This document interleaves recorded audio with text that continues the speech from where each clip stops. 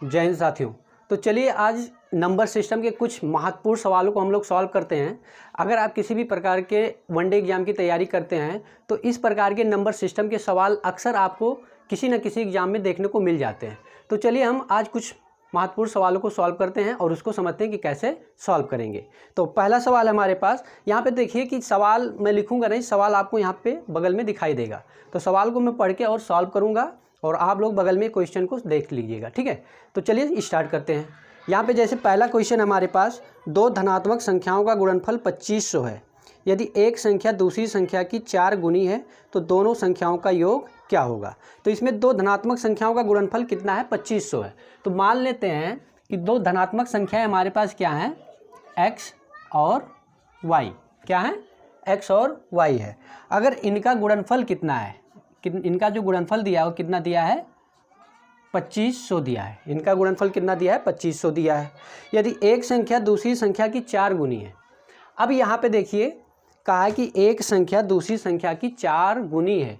तो क्या करेंगे, इस प्रकार से नहीं सॉल्व करेंगे इसको। तो पहले मानेंगे कि पहली जो संख्या है x है, ये पहली संख्या हो गया, और दूसरी संख्या जो हो जाएगा वो कितना हो जाएगा, 4x हो जाएगा। क्या हो जाएगा, 4x हो जाएगा। फिर कहा है कि दोनों का जो गुणनफल है वो कितना है, 2500 है। यानी हम 400x और गुणे में x बराबर कितना कर देंगे, 2500 कर देंगे। उसके बाद में गुणा कराएंगे तो ये हो जाएगा 4x² और ये हो जाएगा 2500। यहाँ से अगर 4 को उधर ले जाएंगे तो हो जाएगा x² बराबर 2500 और बटे में कितना हो जाएगा, 4। देखिए यहाँ पे x² है तो x बराबर निकालेंगे तो स्क्वायर का उधर जाएगा तो स्क्वायर रूट में हो जाएगा, यानी ये हो जाएगा 2500 और बटे में कितना हो जाएगा, 4। हम जानते हैं कि 2500 का अगर वर्गमूल निकालेंगे तो कितना आएगा, 500, यानी 50। कितना आएगा, 50। और 4 का वर्गमूल निकालेंगे तो कितना आएगा, 2।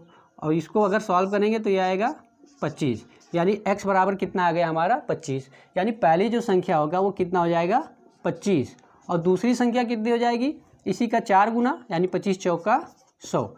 लेकिन क्वेश्चन में कहा है कि इन दोनों संख्याओं का योग कितना होगा, यानी 25 और 100 को जब हम जोड़ेंगे तो कितना आ जाएगा हमारा, 125। तो पहले क्वेश्चन का जो आंसर होगा यानी इस कितना होगा, 125। तो आशा करता हूँ कि ये क्वेश्चन आपको समझ में आया है। चलिए हम दूसरे क्वेश्चन को सॉल्व करते हैं।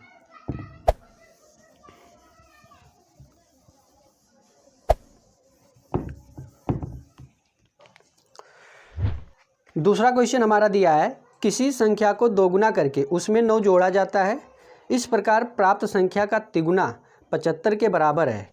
वह कौन सी संख्या है। तो किसी संख्या को दोगुना करके, तो मान लेते हैं कि हमारे पास संख्या जो है कितना है, x। जब इसका 2 गुना करेंगे तो कितना हो जाएगा, 2x। क्या हो जाएगा, 2x। फिर कहा है कि दोगुना करके उसमें 9 जोड़ा जाता है। इसमें मैंने क्या कर दिया, 9 जोड़ दिया। फिर इस प्रकार प्राप्त संख्या का तिगुना, यानी ये जो प्राप्त हुआ इसका अगर हम क्या कर दें, 3 गुना कर दें। प्राप्त संख्या का 3 गुना 75 के बराबर है। यानी ये जो पूरी संख्या आएगी वो किसके बराबर आएगी, 75 के बराबर आएगी। अब क्या करेंगे, इसको हम क्या कर देंगे, सॉल्व कर देंगे और x का वैल्यू निकाल देंगे। जो आंसर आएगा वो हमारा प्रारंभिक संख्या हो जाएगा। तो गुणा करा देंगे, यहाँ पे 3 का 2 में होगा तो 3 दूनी 6x हो जाएगा, और प्लस में 3 9 27 और बराबर में कितना हो जाएगा, 75। फिर क्या करेंगे, 27 को उधर भेजेंगे तो 75 और माइनस में 27 तो 6x बराबर हो जाएगा।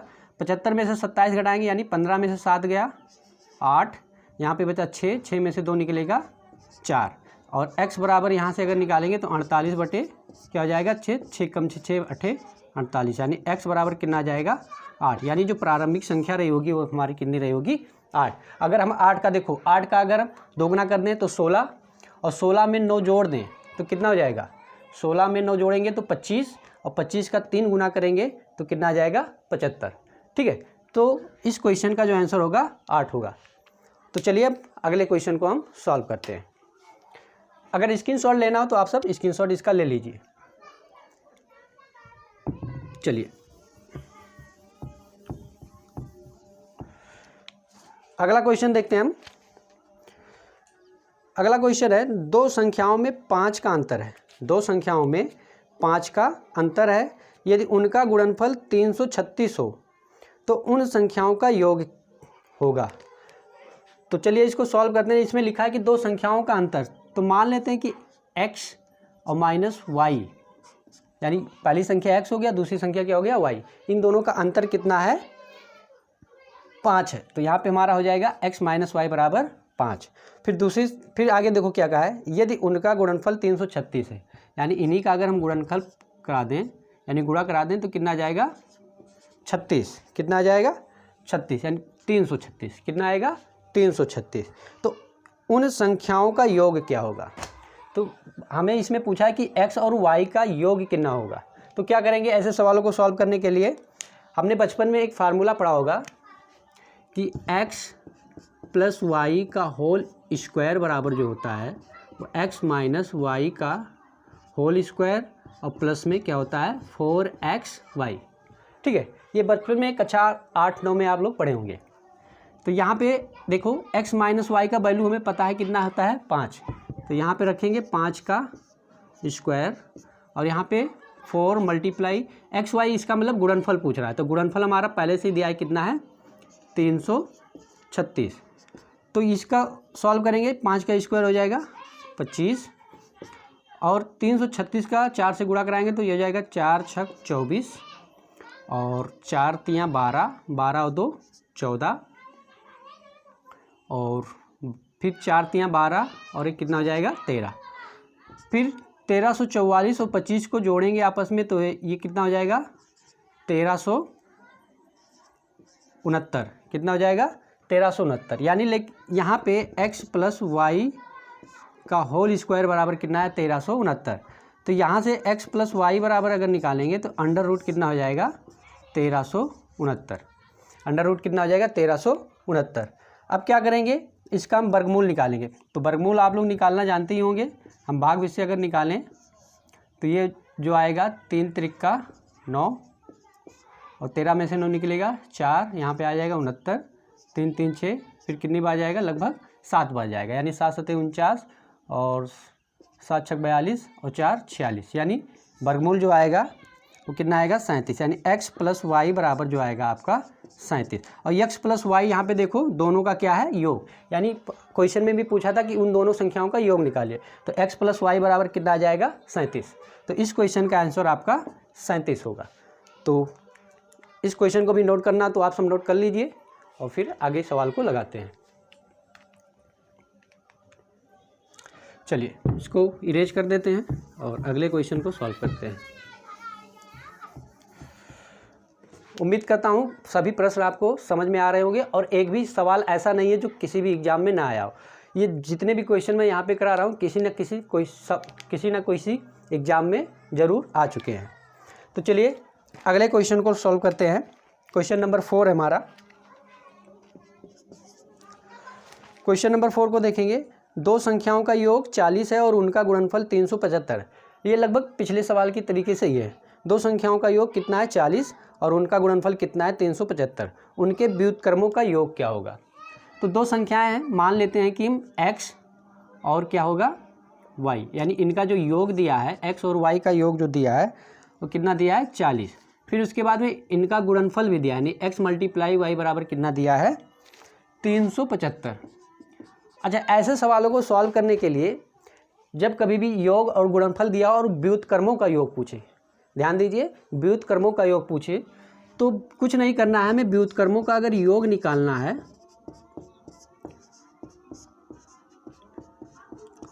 तो सीधा सा मतलब है कि इन दोनों को व्युत्क्रम कर लें, जो x है और जो y है उसका हम क्या निकाल लें व्युत्क्रम निकाल लें।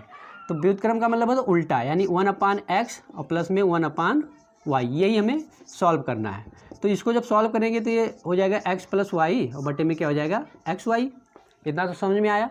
अब इन दोनों का वैल्यू हमें पहले से यहाँ पे दिया हुआ है, तो इनका जो वैल्यू है x प्लस वाई का वैल्यू कितना है 40 और एक्स वाई का वैल्यू कितना है 375। अगर इसको हम सॉल्व करेंगे 5 से काटेंगे तो 5 8 40 और ये हो जाएगा 5 7 35 और 5 25, यानी जो आएगा 8/75, यानी इन संख्याओं के व्युत्क्रमों का जो योग होगा 8/75 होगा। ठीक है, तो ये भी कोई बहुत बड़ा क्वेश्चन नहीं था, उम्मीद करता हूँ आपको समझ में आया होगा। चलिए इसी को अगर हम अब एग्ज़ाम में अगर ऐसे मिल जाएगा तो हम बेसिक तरीके से नहीं लगाएंगे। ठीक है, एग्जाम में कैसे लगाएंगे इसी क्वेश्चन को, जब कभी आपको कहे कि व्युत्क्रमों का योग निकालिए और योग दिया हो और गुणनफल दिया हो, तो योग को हम सीधे डायरेक्ट अंश में लिखेंगे और गुणनफल को हम क्या करेंगे, हर में लिखेंगे और इसको यहीं पे काट देंगे। तो ये आ जाएगा 8 और ये आ जाएगा 75, यानी मात्र 10 सेकेंड में आपका जो आंसर आएगा निकल के आ जाएगा। ठीक है, तो इस ट्रिक को आप अपनाएंगे अपने एग्ज़ाम में। बेसिक लगभग सब लोग लगा ही लेते हैं। ठीक है, तो चलिए इसको मिटा देते हैं और अगले क्वेश्चन को हम सॉल्व करते हैं।